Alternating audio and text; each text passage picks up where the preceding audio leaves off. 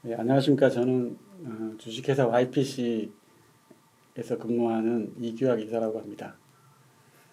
오늘은 주조를 하면서 주물의 어떤 용접을 하게 되는 경우가 있고 또 비파괴 검사를 하게 되는 경우가 있는데요.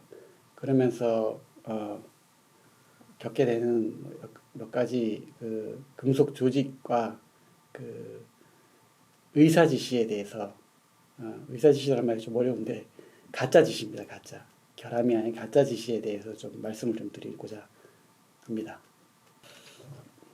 저희가 금속을 만들고 금속을 가지고 주조를 하게 되면은 뭐 주조의 역사가 오래되었지만 이렇게 주물 결함이 항상 좀 생기고 그런 결함들 보수를 하게 되는데 뭐 대부분의 경우 이제 금속 보수 방법은 용접으로서 지금 하게 되는데 그 용접을 하게 되면은 그 용접부의 조직과 그 용접으로 인해서 그 모재에 그, 그 용접열로 인한 열 처리가 된 그런 어떤 조직들이 나오는데 그래서 그 용접부를 세 가지 영역으로 좀 구분할 수가 있습니다. 그래서 용착금속부, 그 다음에 그 용접에 의해서 열 영향을 받은 부위, 그 다음에 열 영향을 받지 않은 그 모재 원래의 조직 이렇게 세 가지로 나눌 수가 있는데 그 세 영역의 그 조직과 그 특성에 대해서 한번 좀 설명을 좀 드리려고 합니다. 뭐 책으로 사실 정리된 것들이 좀 없기 때문에 한번 들어두시면은 조금 유용하지 않을까 좀 생각됩니다.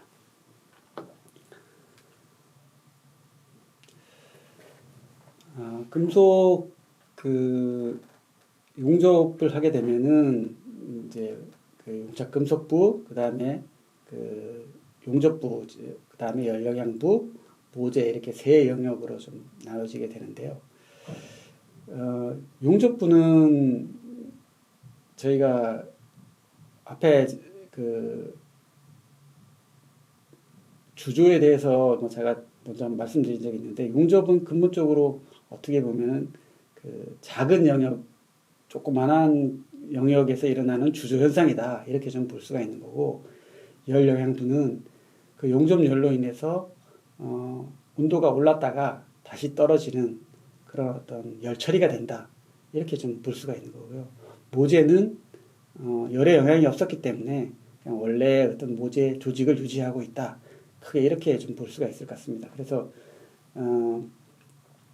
보시면은 그 제가 지금 화면에서 왼쪽에 그 스틸의 상태도와 그 용접부 조직의 세 영역의 어떤 관계를 나타내는 그림이 하나가 있고 오른쪽에는 스테인리스의 상태도와 스테인리스에서 나타나는 세 가지 영역의 그 그림을 이렇게 표시한 것들을 지금 볼 수가 있습니다. 그래서 이 부분에 대해서 좀 설명을 한번 좀 자세히 좀 드리고자 합니다.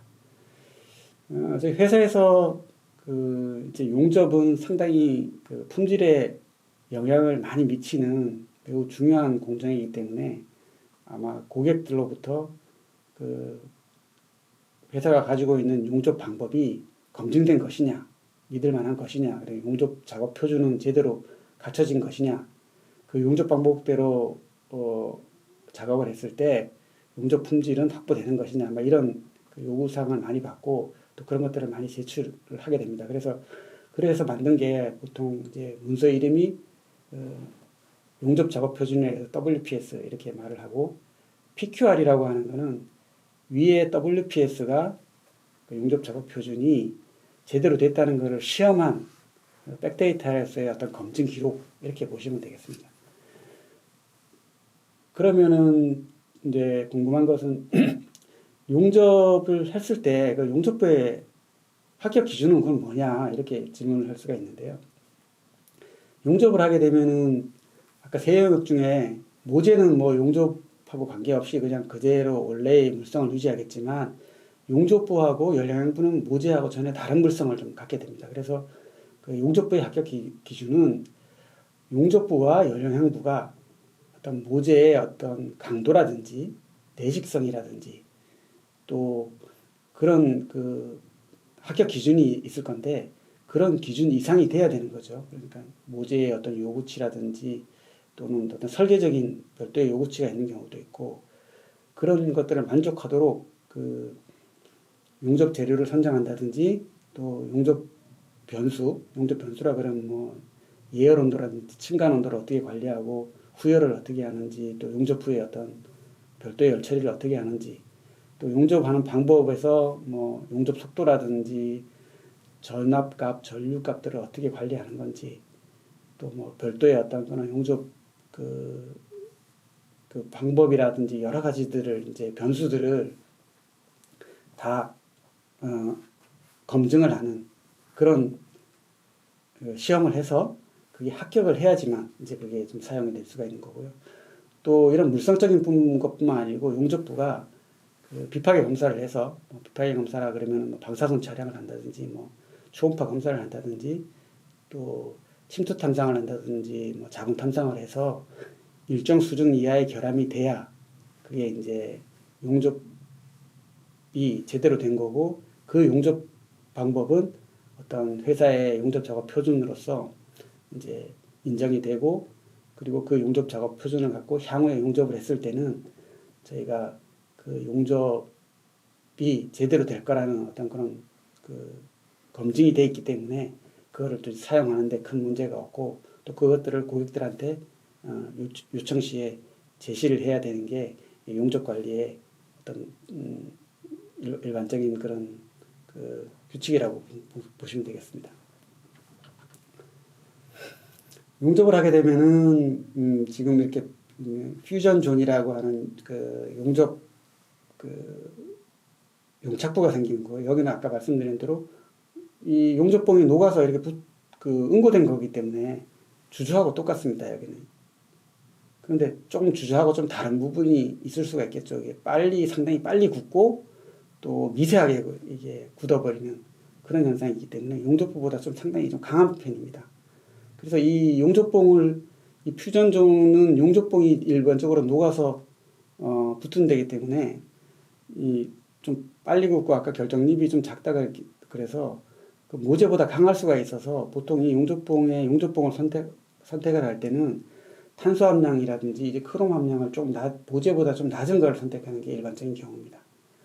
또 세부적으로 여기 보시면 뭐 파셜리 멜티드 존이 있는데 용접부하고 이 모재 사이의 경계는 살짝 녹습니다. 그래서 녹았다가 이제 굳어버리는 이런 경계층이 생기는 거고요. 그 다음에 이런 그 주황색 부분에 열영향부가 있고 그 다음에 이렇게 모재가 있습니다.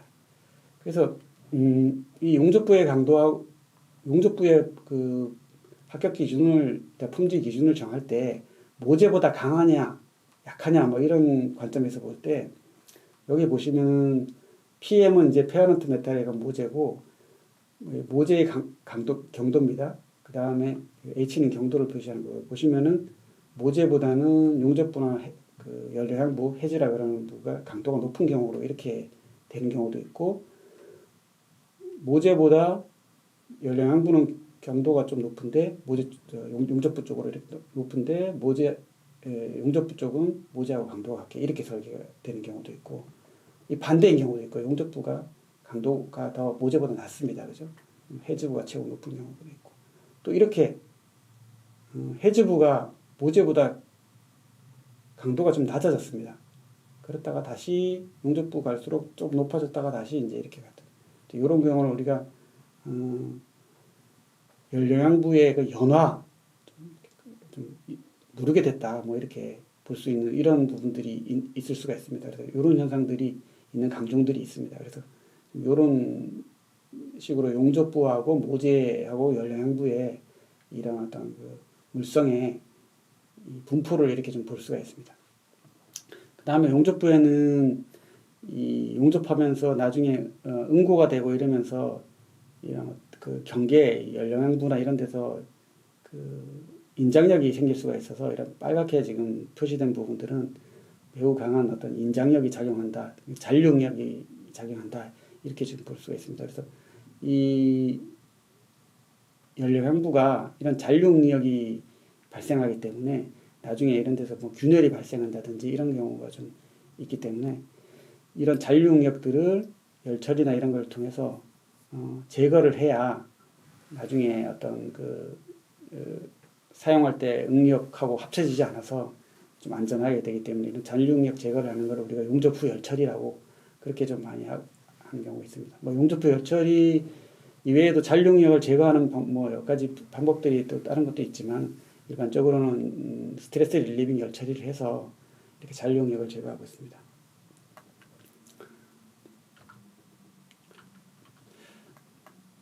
이건 주철인데요. 이게 사실 주철의 어떤 용접부 사진인데 사실 주철을 용접을 하는 거는 쉽지는 않습니다. 그래서 이 주철은 그 주철하고 전혀 다른 어떤 주철하고 비슷한 재료로 때울 수도 있고 스틸 재료로 때울 수 있지만 일반적으로 주철하고 전혀 다른 용접봉인 니켈이라든지 또는 니켈 철 용접봉을 가지고 이렇게 때우는 경우가 많은데 이렇게 주철이 이렇게 뭐 흑연이라든지 이런 것들이 이제 페라이트 기지에 이렇게 흑연이 돼 있고 이게 여기는 이제 연료형부인데 이런 데에서 아까 그 파셜리 멜티드 존 그러니까 경계가 살짝 녹았다가 급냉이 됩니다. 이렇게 그렇게 되면서 급냉이 되기 때문에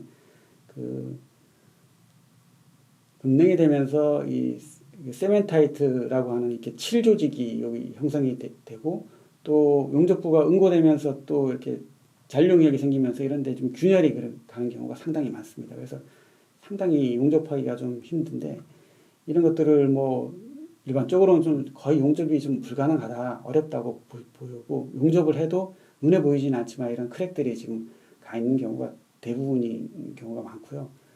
이런 것들을 뭐 기술적으로 해결하려면 아주 벌겋게 이렇게 예열을 해서 때우거나 아니면 아주 열을 안 받게끔 뭐 이렇게 두 가지 방향을 가지고 이 용접부를 해야 되는데 일반적으로는 사실 좀 용접이 좀 어렵다고 보는 게 맞고 용접을 해도 그냥 외관적으로 그냥 어떤 보여지는 그런 것 결함들을 눈에 잘 안 보이게 하는 거지 실질적으로는 이런 데 미세한 크랙들이나 이런 것들이 거의 존재할 경우가 많기 때문에 그냥 어떤 화장술 개념의 어떤 용접 뭐 이렇게 좀 볼 수가 있을 것 같습니다.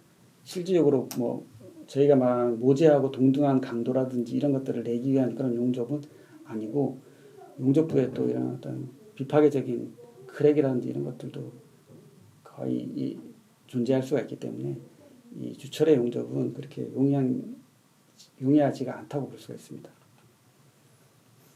이거는 이제 구상흑연 주철인데 마찬가지 앞에서 말한 거하고 비슷한 현상을 갖습니다. 이렇게 이런 파셜리 멜티드 존에서는 칠이 생기고 흑연화가 될 시간이 없기 때문에 칠이 생긴다고 볼 수가 있는데 그렇게 생기고 이런 용접 조직 내에서도 이런 흑연이 이렇게 약간 녹아 들어가서 이렇게 이런 미세하게 흑연이 이렇게 들어가 있는 것들을 또 볼 수가 있습니다. 용접부 조직은 이렇습니다. 그 용접과 주조의 어떤 차이점과 공통점에 대해서 잠깐 설명하면 똑같이 응고 현상이고요. 차이점은 주조는 약간 좀 거꾸로 됐는데 작은 양의 용탕이 응고되는 경우고 주조는 이제 많은 양의 용탕이 지금 응고되는 경우고 주조는 응고가 좀 느리고 용접은 응고가 좀 빠르다 이렇게 볼 수가 있습니다. 약간 좀 오타가 있습니다.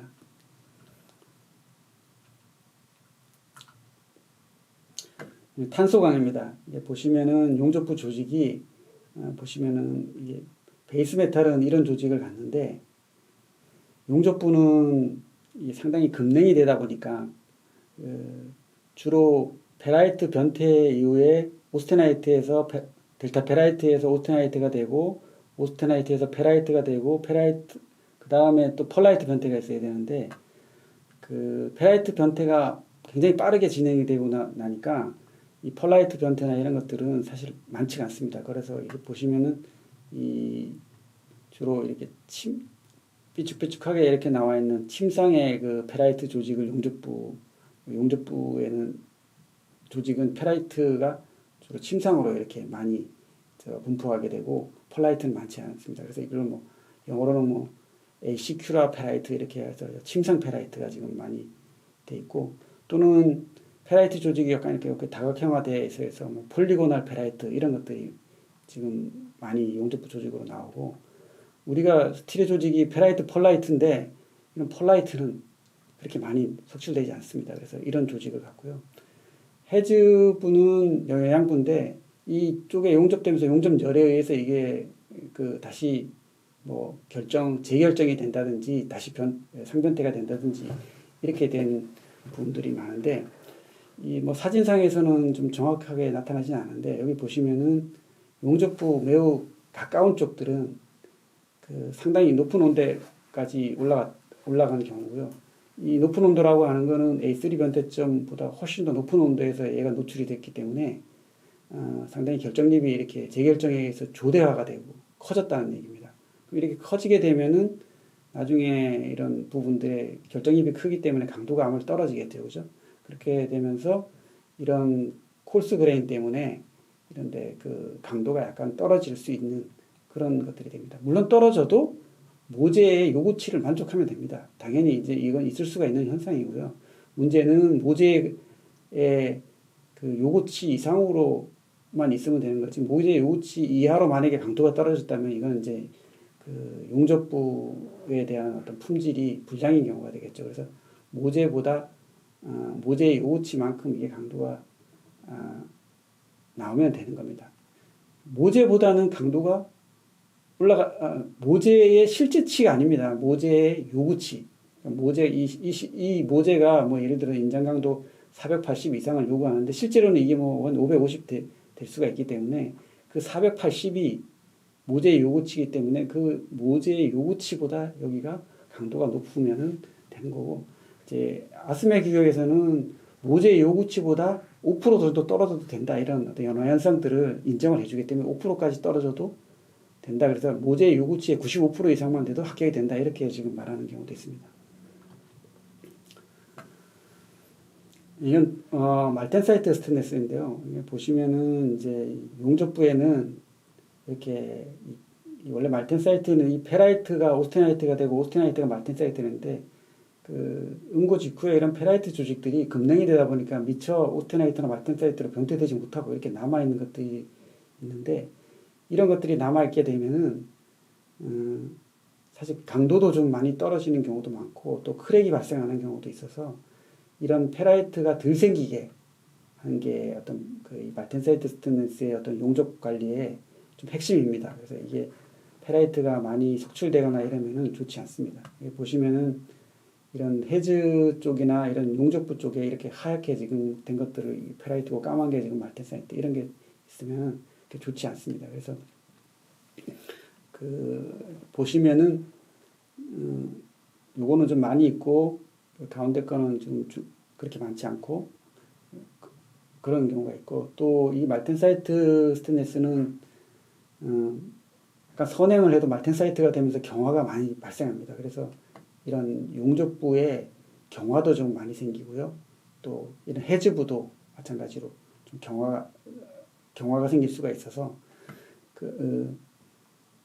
이 해즈부에 경화가 생기는 거는 뭐 어쩔 수가 없습니다. 이거는 뭐 이 해즈부를 어떻게 바꿀 수는 없지만 용접부에 경화가 생기니까 이런 것들을 감안해서 이 용접봉을 선택할 때 모재 용접봉보다 탄소 함량이 좀 낮은 걸 쓰면은 아무래도 경화가 생기는 것들을 좀 상쇄해 줄 수가 있기 때문에, 그래서 이 용접봉이 410이나 뭐 410NIMO라고 하는 용접봉을 많이 사용하는데, 보시면은 모재보다는 용접봉의 탄소 함량이 뭐 절반 정도 되는 그런 경우가 많습니다. 이건 오스테나이트인데요. 오스테나이트 용접부는 이렇게 지금 조직이 거의 주주 조직이 그냥 그대로 나옵니다. 이게 오스테나이트 기지에 이런 페라이트 상들이 이렇게 이런 모양으로 되어 있는데, 이거를 뭐 이렇게 버미큐러 페라이트 또는 뭐 레시 페라이트 이렇게 말하는데, 생긴 게 이렇게 뭐 나뭇가지 뻗은 거나 아니면 그물처럼 이렇게 생긴 것들을 이렇게 영어로 표현하는 것 같습니다. 그래서 이 페라이트의 이 오스테나이트 기지에 이렇게 페라이트가 이렇게 생기는데, 이 페라이트가 또 너무 적으면은 이게 용접할 때 균열이 생깁니다. 그래서 이 적정 페라이트가 되게끔 이제 용접봉을 선정해야 되기 때문에 그래서 이 오스테나이트 스텐트 용접봉을 보면은 탄소 함량이 좀 모재보다 좀 낮고요.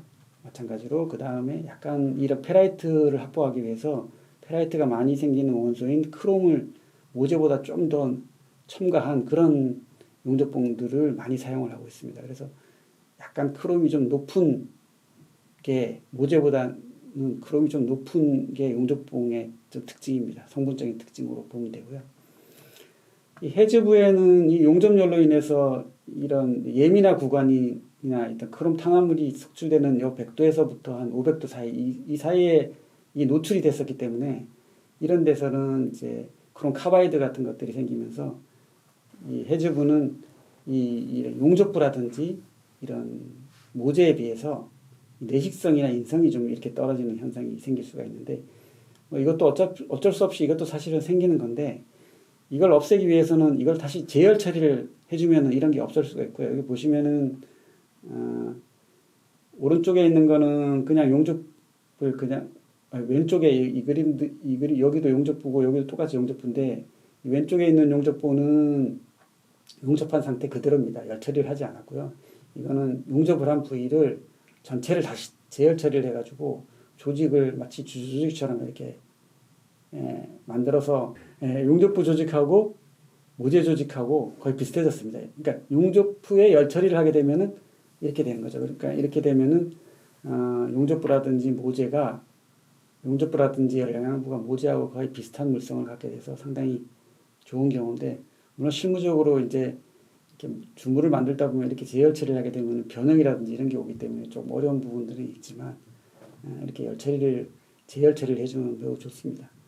이것도 오른쪽에 있는 이 상태도를 보시면은 이런 이 해즈부가 이 용접부보다 가까이 갈수록 고온에 노출되는 거고 좀 멀어질수록 약간 저온에 노출되는 그런 거에 따라서 이런데 조직이 사실은 조금씩 이렇게 지금 하나, 둘, 세 가지 세 영역으로 이 열영양부가 표시가 되어 있는데 이 각각의 영역이 조금씩 다르게 열 처리가 되기 때문에 열 영향을 받기 때문에 좀 다를 수 있습니다. 그래서 지금 일반적으로는 뭐 예민화되는데 이 노출되는 피크 온도, 최고 온도에 따라서 조금은 좀 다르게 나타날 수는 있습니다.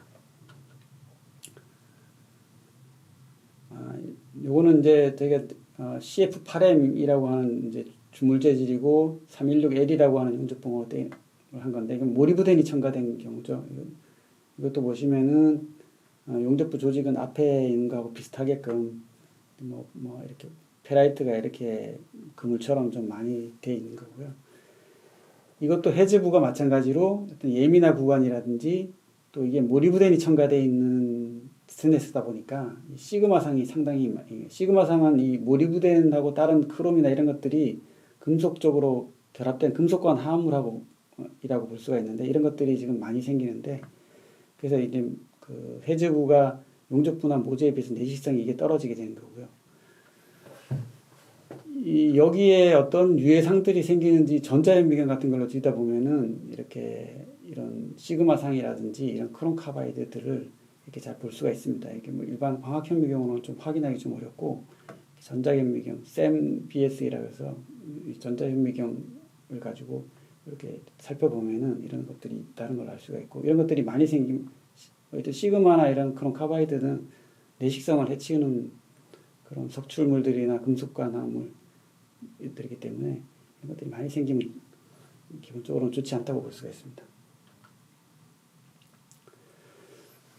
다음은 스테인리스 중에 좀 특수한 건데 풀 오스테나이트 스테인리스 또 슈퍼 오스테나이트, 니켈 이런 것들인데 니켈은 스테인리스는 아니지만 이런 것들은 보통 그 조직이 단상입니다. 오스테나이트 단상이라서 이런 것들은 주조할 때 이런 그 응고 경계 즉 그레인 바운더리가 상당히 이렇게 많이 있습니다.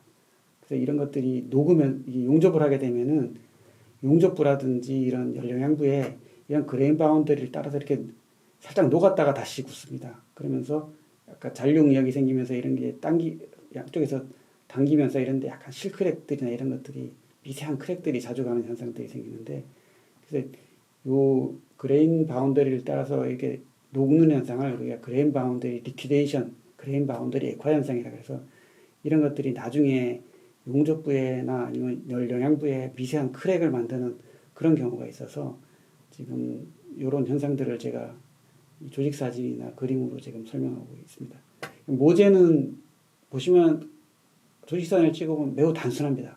매우 단순하고 간혹 뭐 이런 이거 밑에 거는 니켈이고 위에 거는 이제 플로스테나이트 조직인데 거의 단상이고 또 어떤 단상인데 덴드라이트, 인더라이트, 인터덴드라이트 이렇게 구분이 되는 경우도 있고 완전 단상인 경우도 있고 간혹 이런데 음구 경계층인 그레인 바운더리가 이렇게 보여지는 경우가 있는데 이런 그레인 바운더리가 용접할 때 이런 액화가 되면서 나중에 미세한 균열들을 만들 수가 있어서 상당히 용접하기가 이것도 주철 못지않게 쉽지 않고 또 이게 실질적으로 우리나라의 발전소나 이런 데서 이런 재질들을 많이 사용을 하는데 니켈 합금들이나 이런 슈퍼 오스테나이트들을 많이 사용합니다. 실제로 주주하는 데는 상당히 애로사항이 많은 그런 재질입니다.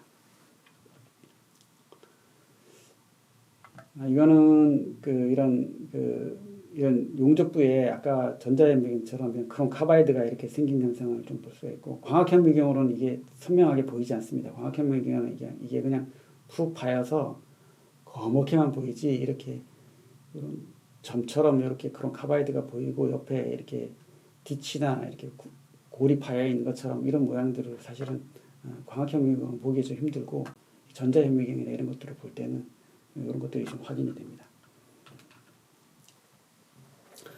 이건 듀플렉스 강종인데 듀플렉스 강종은 이제 고온에 노출됐을 때 시그마상이라는 것들이 좀 많이 생기는데요. 이 시그마상은 금방 생기지는 않습니다. 이게 잠복기가 좀 있어서 용접할 때는 잘 안 생기고 빨리 생기는 거는 이런 크롬 카바이드라든지 크롬 나이트라이드라는 이런 상들이 좀 많이 생기는데 전자현미경으로 이렇게 보게 되면 이런 것들이 이렇게 좀 알 수가 있고요. 이게 이제 모재 듀플렉스 모재의 어떤 조직인 거고 열영양부의 조직은 이렇게 되면서 이렇게 그레인 서브 그레인들이 막 이렇게 눈바닥 갈라진 것처럼 이렇게 좀 보이는 경우도 있고 이건 용접부입니다. 용접부는 뭐 아시겠지만 금냉이 되기 때문에 이 조직이 좀 거칠고 또 이렇게 길쭉길쭉하고 삐죽삐죽하게 이렇게 좀 마찬가지로 페라이트가 이제 레시 페라이트 이렇게 얘기하는 것처럼 침상의 페라이트들이 이렇게 형성되는 그런 특징을 좀 보이고 있고요. 이 열처리를 할수록 이런 페라이트들이나 이런 오스테나이트들이 좀 이렇게 동글동글하게 바뀝니다. 이 왼쪽에 있는 사진은 용접을 하고 나서 그냥 조직 사진을 찍은 거고 이거 마찬가지로 다시 재열 처리를 했을 때는 이렇게 모재 조직처럼 비슷한 이런 모양을 갖게끔 동글동글해지는 그런 현상들을 지금 볼 수가 있습니다. 이상 용접에 대해서 말씀드렸고 주물러면서 보수 용접을 어쩔 수 없이 이렇게 하게 되는 경우가 많은데 좀 도움이 됐으면 하는 게 제 바람입니다.